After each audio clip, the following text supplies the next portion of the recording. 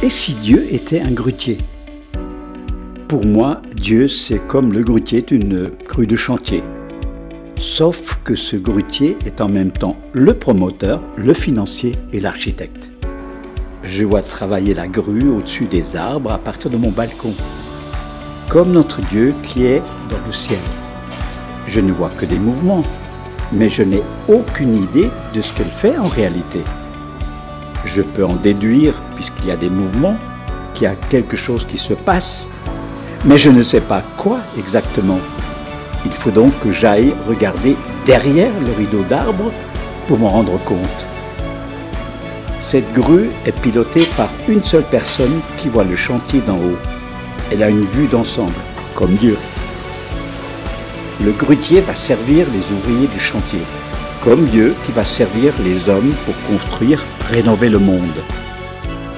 Pourquoi croire que c'est nous qui devons servir Dieu en lui offrant des cérémonies religieuses?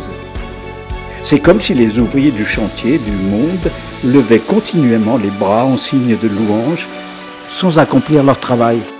On peut tout à fait être reconnaissant au grutier d'être précis, compétent. On peut même le lui dire. Mais la vraie compétence sur terre pour un chrétien, c'est d'être en relation constante avec le grutier. En spiritualité, ça s'appelle prière, mais aussi inspiration par les dons spirituels.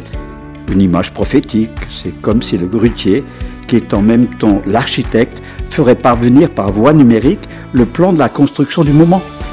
La réussite d'un projet de construction, que ce soit la construction d'un couple, d'une famille, d'un groupe social, est liée à la communication entre le grutier Dieu et celui qui construit.